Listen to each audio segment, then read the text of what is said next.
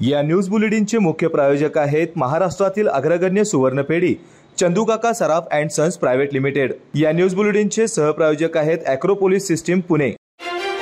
महाराष्ट्राचे मुख्यमंत्री एकनाथ शिंदे यांनी छत्रपती शिवाजी महाराजांच्या नव्या पुतळ्यासंदर्भात महत्त्वाची माहिती दिली आहे। माझी माती माझा देश कलश यात्रेच्या कार्यक्रमासाठी मुख्यमंत्री एकनाथ शिंदे आले होते। यावेळी त्यांनी मीडियाशी संवाद साधला। प्रत्येक गावागावातून घरातून नागरिक माझी माती माझा देश कार्यक्रमाशी जोडलेले आहेत। आज विशेष ट्रेन इथून दिल्लीला रवाना होईल, तेथे हे सारे कलश एकत्र होतील असं मुख्यमंत्री म्हणाले। लंडनहून छत्रपती शिवाजी महाराजांची वाघनखं आणण्यात येणार आहेत, त्याबद्दलच्या प्रश्नालाही एकनाथ शिंदे यांनी उत्तर दिलं। आमचे मंत्री सुधारी मुनगंटीवार स्वतः लंडनला गेल्यात। जी वाघनखं आहे त्याला एक इतिहास आहे आणि ती वाघनखं आपल्या देशात राज्यात महाराष्ट्रात आणणं प्रत्येक देशवासियांसाठी गौरवास्पद आहे असं मुख्यमंत्री म्हणाले। यावेळी मुख्यमंत्री एकनाथ शिंदे यांनी छत्रपती शिवाजी महाराजांच्या नव्या पुतळ्यासंदर्भात मोठी घोषणा केली। भारत पाकिस्तान सीमेवर छत्रपती शिवाजी महाराजांचा भव्य अश्वारूढ पुतळा उभारला जाणार आहे। आम्ही हा पुतळा तेथे पाठवलाय, लवकरच तो कार्यक्रम होईल। पाकिस्तानला सुद्धा छत्रपती शिवाजी महाराजांच्या तलवारीची भीती वाटेल, ते गर्भगळीत होतील असं मुख्यमंत्री एकनाथ शिंदे यावेळी म्हणाले।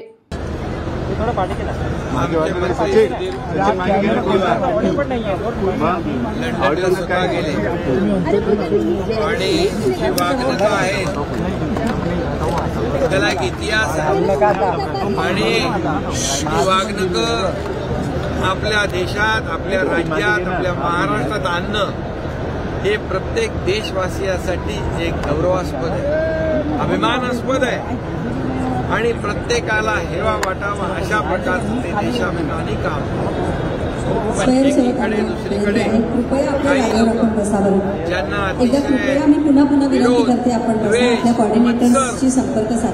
या सरकारच्या प्रत्येक कामाबद्दल जे व्यक्त करताय त्यांनी याच्यावर आक्षेप घेतलेला आहे, शंका व्यक्त केलेली आहे।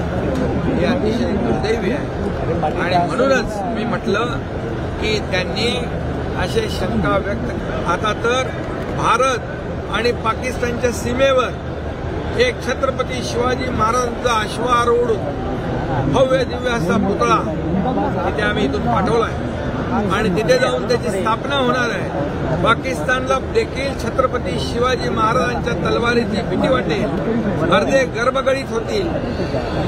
हा कार्यक्रम देखील आम्ही भारतासाठी मोठी धक्कादायक बातमी समोर आली आहे। कतारमध्ये इंडियन नेव्हीच्या 8 माजी अधिकाऱ्यांना तिथल्या न्यायालयाने मृत्यूदंडाची शिक्षा सुनावली आहे।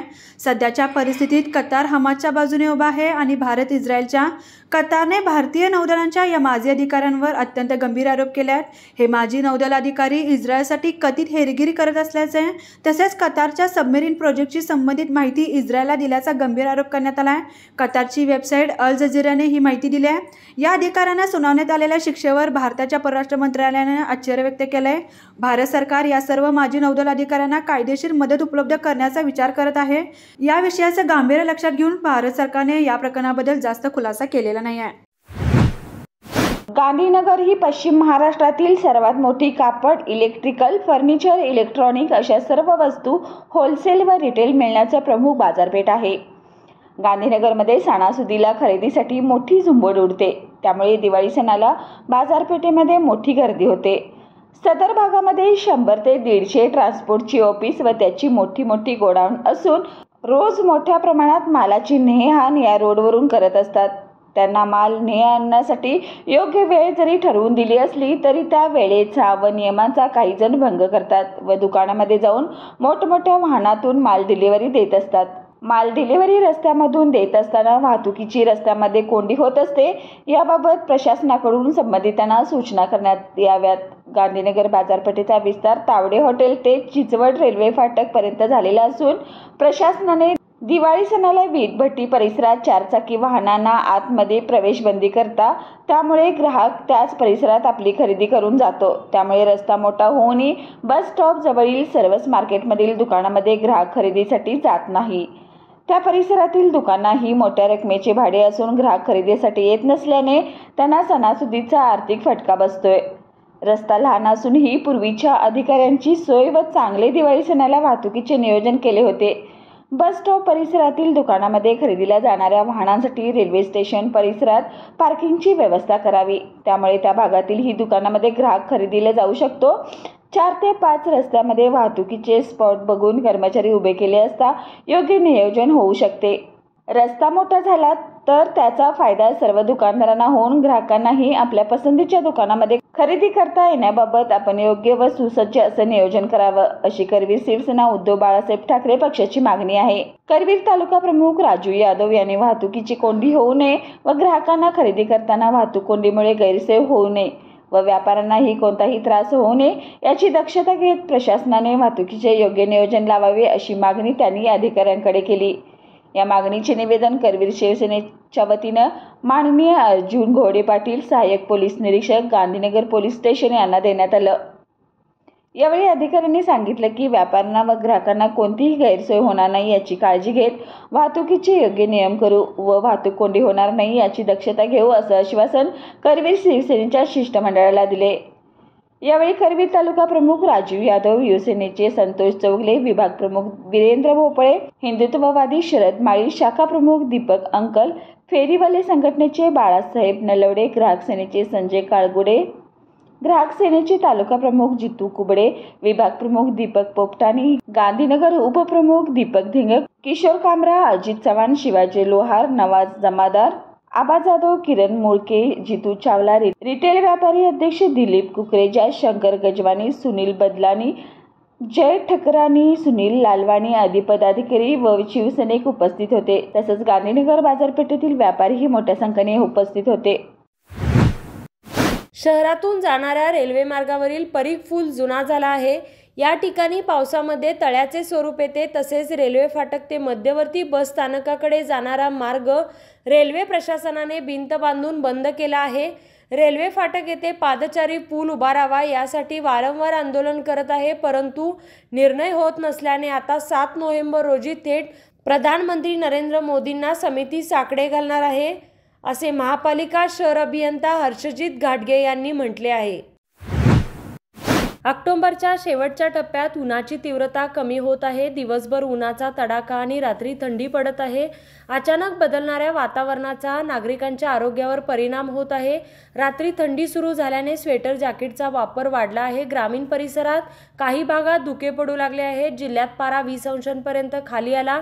गुरुवारी 20.4 अंश इतक्या किमान तापमानाची नोंद झाली। येत्या 2 दिवसात पारा 19 अंशांपर्यंत खाली जाईल असा हवामान विभागाचा अंदाज आहे।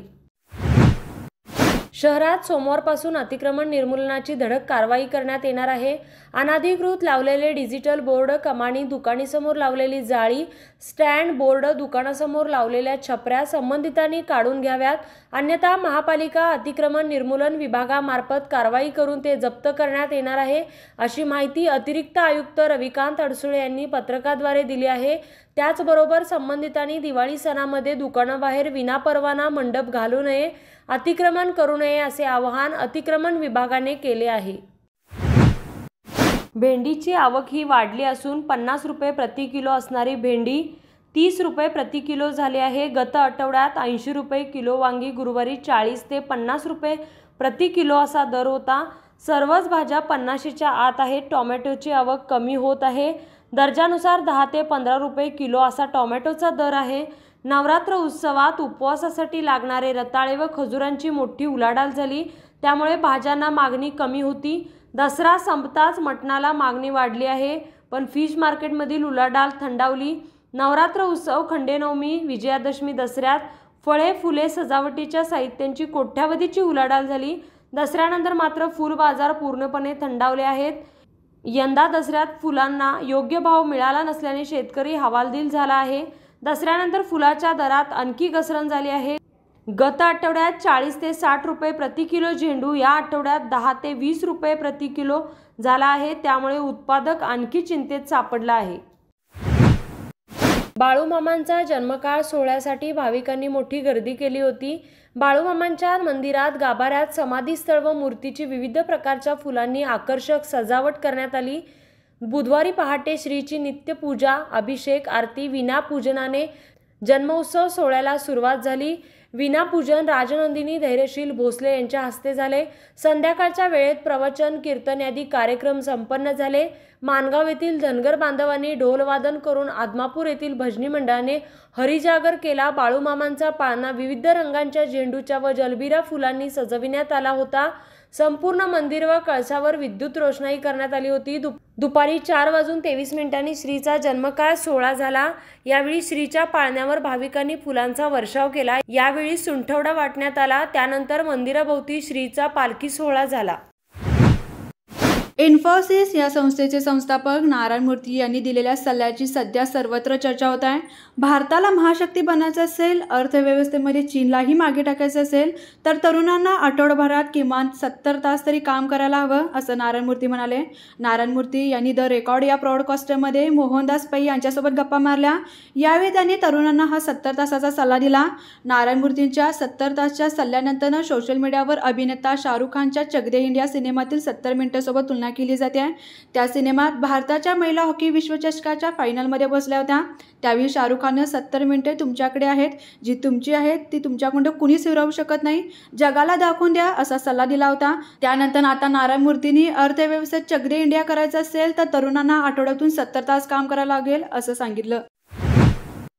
शिवाजी विद्यापीठ परीक्षा विभागाच्या वतीने हिवाळी सत्रातील पदवी पदव्युत्तर अभ्यासक्रमांच्या परीक्षा 24 ऑक्टोबरपासून सुरू झाल्या आहेत। सध्या 44 अभ्यासक्रमांच्या परीक्षा सुरू असून 43,807 विद्यार्थी परीक्षेला बसले आहेत। विद्यापीठाने परीक्षेत गैरप्रकार करणाऱ्या विद्यार्थ्यांवर नियंत्रण ठेवण्यासाठी सांगली, सातारा व कोल्हापूर जिल्ह्यातील प्रत्येकी 3 भरारी पथके नियुक्ती केली आहे। 20 महाविद्यालयात बैठी पथक स्थापन केले असून यात सर्वाधिक संख्या कोल्हापूर जिल्ह्यात आहे। भरारी पथकाने आज अखेर सुमारे 164 कॉपी प्रकरणे उघडकीला आणलीत। गेल्या वर्षीच्या तुलनेत ही संख्या जास्त आहे। संबंधित विद्यार्थ्यांवर नियमानुसार परीक्षा प्रमाद समितीकडून परीक्षा प्रतिबंधक दंड अशी कारवाई केली जाणार आहे।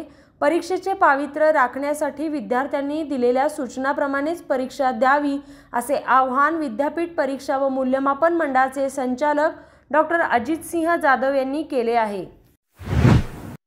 माजी केंद्रीय राज्यमंत्री बबनराव दादाभाई ठांगणे यांचं गुरुवारी निधन झालं असून वयाच्या 87व्या वर्षी त्यांनी अखेरचा श्वास घेतला। गेल्या 3 आठवड्यांपासून ते न्यूमोनिया आजाराने ग्रस्त होते। त्यांच्यावर अहमदनगर येथील एका खासगी रुग्णालयात उपचार सुरू होते, मात्र त्यांची प्रकृती खालावली आणि गुरुवारी रात्री त्यांना हृदयविकाराचा झटका आला। त्यातच त्यांचं निधन झाल्याची माहिती डॉक्टरांनी दिली। बबनराव ठांगणे यांचं पार्थिव आज पाथर्डी येथील हिंदसेवा वसतिगृहामध्ये आज दुपारी 1 ते उद्या दुपारी 1 वाजेपर्यंत अंत्यदर्शनासाठी ठेवण्यात येणार आहे। शनिवारी दुपारी 2 वाजता पाथर्डी तालुक्यातील पागोरी पिंपळगाव येथे त्यांच्यावर अंत्यसंस्कार केले जातील। बबनराव ठांगणे हे 4 वेळा आमदार आणि 1 वेळा खासदार म्हणून निवडून आले होते। राज्यात आणि केंद्रात ठांगणे यांनी मंत्रिपदही भूषवलं होतं। त्यांच्या निधनाने अख्ख्या महाराष्ट्रात शोककळा पसरली आहे।